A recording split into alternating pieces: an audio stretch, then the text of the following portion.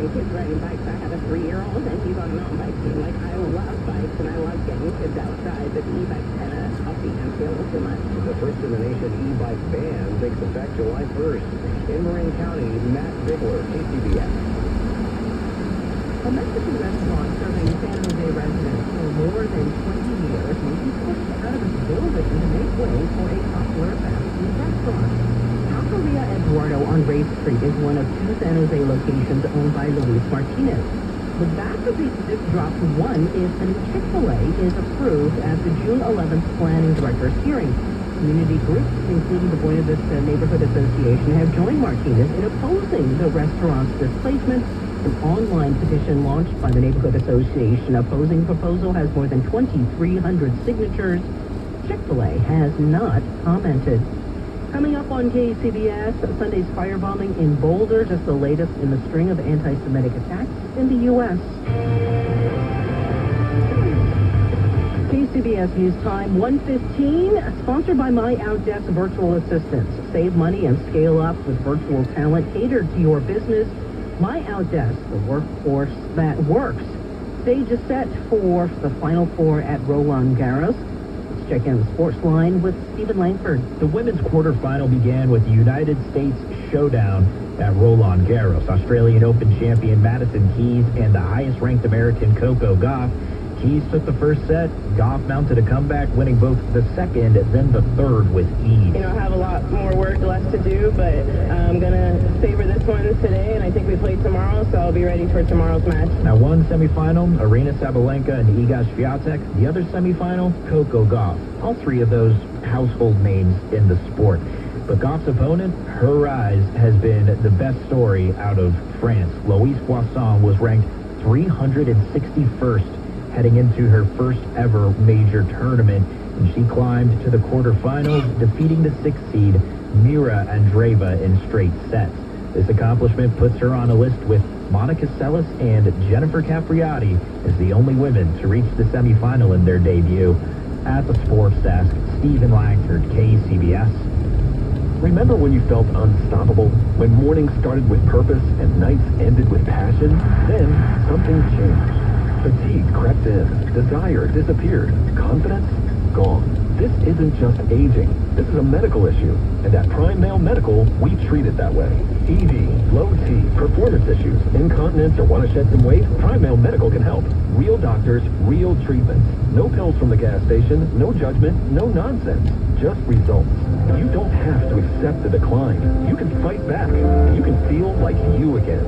Call Prime Male Medical in San Francisco, San Jose, and the East Bay. The first 10 callers this week will receive a customized evaluation for just $99, which covers your first visit, PSA test, testosterone test, Doppler ultrasound, and a full year of free visits. Call now, 415-761-4037. That's 415-761-4037, or go to PrimeMaleMedical.com. That's 415-761-4037. The Alameda County Fair is proud to support the Alameda County Community Food Bank through its Feed the Needs food drive on Wednesday, June 18th. The fair will also hold a pet food drive benefiting Valley Humane Society on Wednesday, June 25th. Each person who brings 4 non-perishable food donations to the food drive or unopened bag of cat or dog food for the pet drive will receive 1 free general admission ticket for that day and $1 rides until 5 p.m. Visit AlamidaCountyFair.com for more details.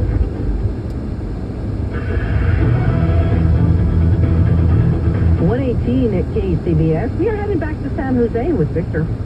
Still very heavy traffic in the southbound direction of Interstate 280 just past Highway 17 all the way to Bird Avenue. Right as you approach Bird Avenue, it's a crash that all lanes were blocked for quite a while. Now the 2 left lanes are open, all right lanes remain closed.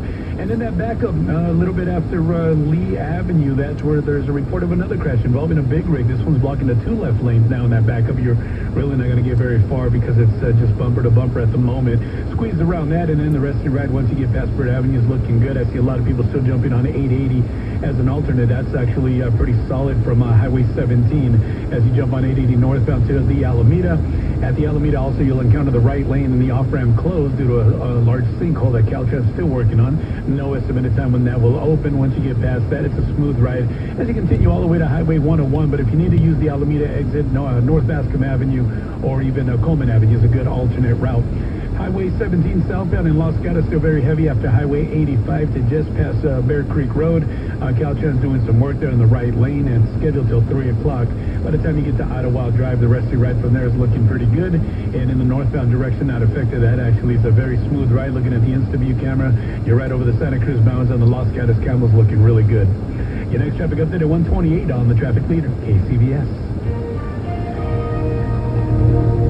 We've got your Mancini Sleep World 6-day forecast. Save big during the tariff-free Memorial Day sale at Mancini Sleep World. Shop sleepworld.com.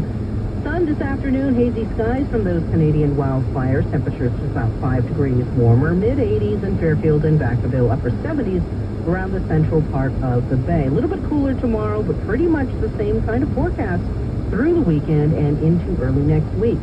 Traffic and weather together on the 8s and All News 1069 and AM 740 KCBS. Your News Watch continues. The FBI is responding to a firebombing attack this past Sunday in Boulder, Colorado as an act of terror.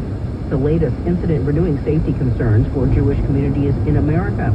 For more, we spoke with Professor Dov Waxman, Chair of Israel Studies and Professor of Political Science at UCLA. You literally wrote a book on the Israel-Palestine conflict. What stands out for you with regards to what you saw on Sunday? Well, I think what really stands out, and this isn't entirely shocking, is the way in which anger and outrage over what's happening in the Gaza Strip to Palestinians is spilling over into violence, political violence, by some supporters of the Palestinians in the United States. I mean, we've seen this happen before, but there's been a string of recent attacks, and I think that's a really worrying indication that there is a trend happening now where people are taking out their anger on Israel against peaceful demonstrators or anyone associated with Israel, or sometimes just Jews in general. It feels like a knee-jerk reaction, people just kind of reacting, or things that or they feel like things that have been planned out, things that have been simmering? Well, apparently in this case, from what's been reported in terms of what happened in Boulder, the person was planning that attack for quite some time. But of course, the war in Gaza has also been happening for quite some time. But it doesn't seem like this was a kind of spontaneous attack. It seems like this was planned. I don't know whether that was also the case in terms of the attack that recently took place in Washington, D.C. But what is clear is that whenever Israeli violence against Palestinians, whenever Palestinian casualties mount in the Gaza Strip or in the West Bank for that matter, that tends to lead people to attack Jews and to blame Jews. And this isn't entirely unusual phenomenon. I mean, we've seen the same occur when, for example, Muslim Americans were attacked, or even those who were perceived to be were attacked in the aftermath of 9/11, and we've seen Asian Americans being attacked, blamed for COVID. So this isn't a phenomenon that's specific just to Jewish people, but it's certainly a worrying trend in the United States right now. Yeah, obviously you can't speak for all Jewish American communities, but is there increased security going on in some places? It involve events where people have thought twice about attending because they weren't sure about safety. Yes, no doubt. I mean, I think actually that's been happening for quite some time. I mean, this rising number of anti-Semitic incidents, including anti-Semitic violence, predates the outbreak of the war in Gaza. I mean, let's not forget the Tree of Life massacre in 2018. So for a number of years now, Jewish institutions, Jewish buildings have been hardened. It's become much harder to enter them. They've got, metal detectors. Synagogues have metal detectors. So Jews in the United States have been wary and have been trying to protect themselves for a while. But I think these recent attacks will only increase the pressure and the demand for greater protection and for funding from the federal government to make that possible. It feels disheartening to think that we've arrived at a point where we can't listen to each other. Indeed, yes. I think certainly when it comes to the war in Gaza, The ability to simply have a civil conversation about it nowadays seems impossible. It's become so divisive, and passions are so intense that there is a danger that some people end up acting in violent ways, as we've seen. At this point, and like you said, this has been going on for so long, do we have to wait for things to calm down and simmer down? We don't see more violence before we can actually listen to each other, or is this the time? I think there are things we should try to do right here in the United States to try to dial down some of the tempers and to calm the atmosphere. But ultimately, yes, I think as long as the war is continuing and Palestinians are being killed in large numbers in the Gaza Strip by Israel, unfortunately, that will make Jews around the world targets. Stocks seesawed on trade hopes. We check the Money Watch with Jason. Holly, the Institute for Supply Management Services Sector Index contracted in May for the first time in nearly a year on a big plunge in new orders, while payroll tracker ADP reported that private sector hiring in May was the weakest in more than 2 years. Fed's Beige Book showed economic activity weakening in 6 of the Fed's 12 districts. Stocks finished mixed, with the Dow losing 92 points, snapping a 4-session winning streak, while the Nasdaq advanced higher by 61 and the S&P gained 1 point. Tesla struggled today after an industry trade group reported that Tesla's sales in China fell 15% in May from a year earlier, and shares of Tesla finishing lower by more than 3%. On the Money Watch, Jason Brooks, KCBS. An illegal alien from Guatemala charged with raping a child in Massachusetts. An MS-13 gang member from El Salvador accused of murdering a Texas man. A Venezuelan charged with filming and selling child pornography in Michigan. These are just some of the heinous migrant criminals caught because of President Donald J. Trump's leadership. I'm Kristi Noem, the United States Secretary of Homeland Security. Under President Trump, attempted illegal border crossings are at the lowest levels ever recorded, and over 100,000 illegal aliens have been arrested. If you are here illegally, you're next. You will be fined nearly $1,000 a day, imprisoned, and deported. You will never return. But if you register using our CBP Home app and leave now, you could be allowed to return legally. Do what's right. Leave now. Under President Trump, America's laws, border, and families will be protected. Sponsored by the United States Department of Homeland Security. For full details, including terms and conditions, visit unlock.com/legal. Call 1-888-780-6854 to speak with a representative today. Actor portrayal. Terms and conditions apply. Not available in all states. Hey homeowners, can I get a minute of your time? If you need cash but don't want another loan, I've got the perfect solution. You can access up to $500,000 of your home's equity without monthly payments or interest ever with Unlock. This isn't a loan. It's a home equity agreement. With Unlock, you may qualify for cash today in exchange for a share of your home's future value. No debt, no extra bills, just financial flexibility on your terms. Use the money however you want. Home improvements, paying off debt, investing, or boosting your retirement savings. Unlike blocks, home equity loans, or cash out refis, there are no monthly payments. No stress.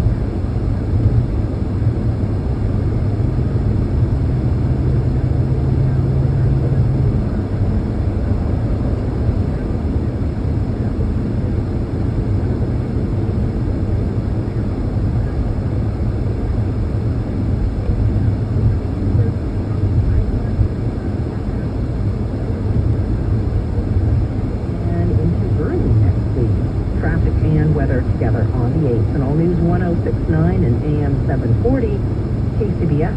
Do you have $10,000 or more in credit card debt? Are you barely getting by making minimum payments? With credit card debt reaching all-time highs, National Debt Relief is letting everyone know about great debt relief options now available to help people with overwhelming credit card debt. These options may reduce a large portion of your credit card debt. Get a free debt relief consultation when you call 800-586-4040.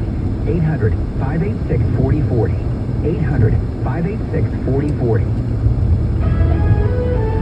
News that matters to you around the Bay, around the world, around the clock. All news 1069 and AM 740 KCBS.